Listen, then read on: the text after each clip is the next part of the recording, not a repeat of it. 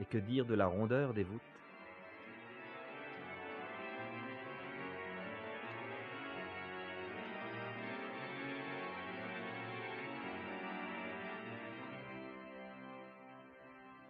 Ici, nous pouvons voir la superstructure de la flèche, qui a malheureusement été détruite au XVIIIe siècle.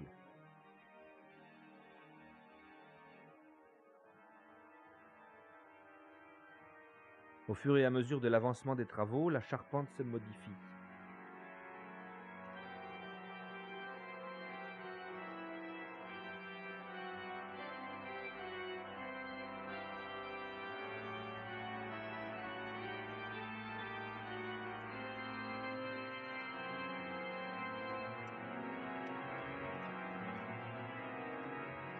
Nous remarquons aussi le dessin au dixième du vitrail observé et admiré tout à l'heure.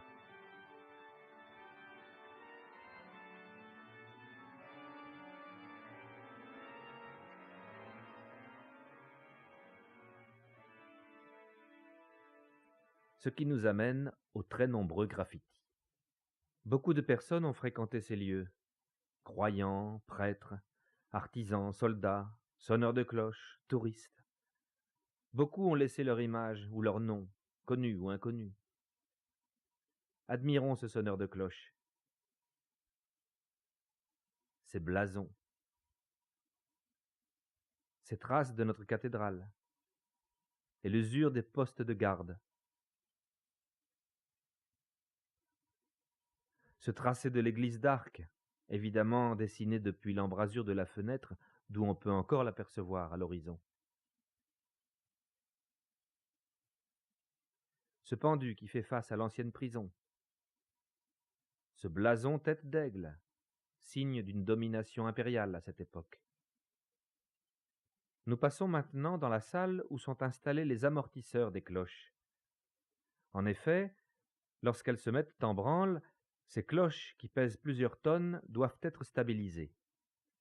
Nous sommes à 23 mètres de hauteur et nous voyons des sabots de soutien. Montons d'un étage et nous pouvons admirer les charpentes qui, au fur et à mesure, deviennent plus imposantes.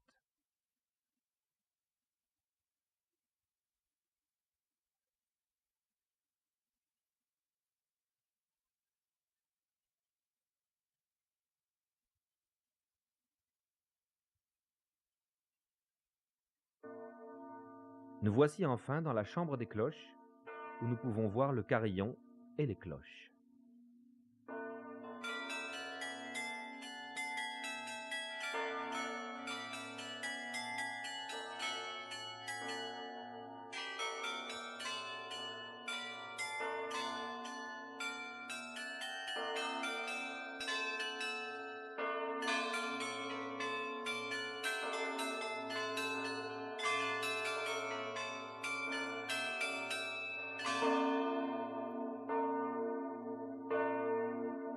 Elles disent, au-delà de la cathédrale, au-delà même de la ville, les joies ou les peines des paroissiens.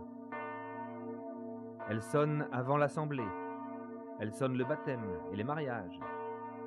Elles pleurent aussi les décès. Les cloches sont en quelque sorte la voix de l'Église. Elles font l'objet de soins particulièrement attentifs. En 1470, 5 cloches furent bénies.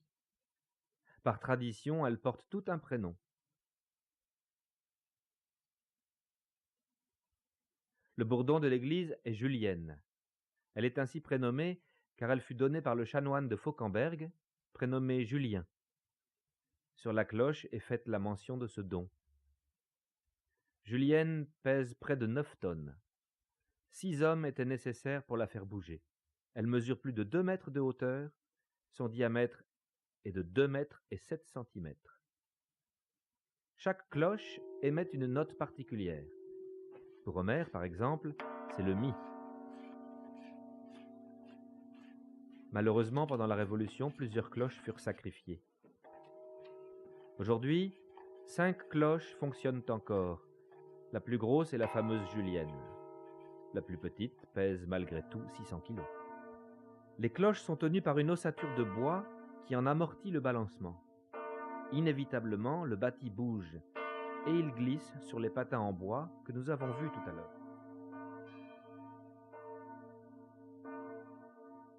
Elle a 800 ans, elle est hors du temps et reste pourtant étonnamment moderne. À l'époque, ces bâtisseurs avaient utilisé les techniques et les outils les plus récents pour la construire. Bien humblement, en ce début du XXIe siècle, d'autres bâtisseurs veulent la voir continuer à vivre, à prospérer, à battre au cœur d'une civilisation. Car une rénovation s'impose.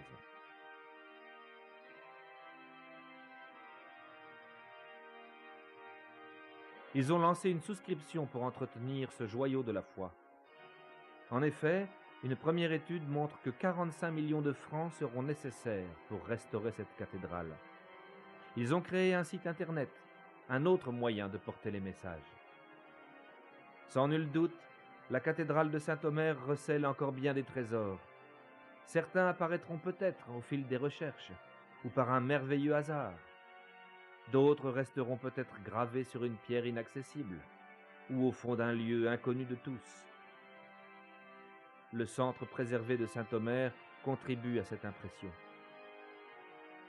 C'est le charme de ce lieu sacré et mystérieux. C'est la richesse d'un monument qui allie le divin et l'humain. C'est aussi la poésie d'un mystère qui nous dépasse en étant pourtant si profondément proche de nous.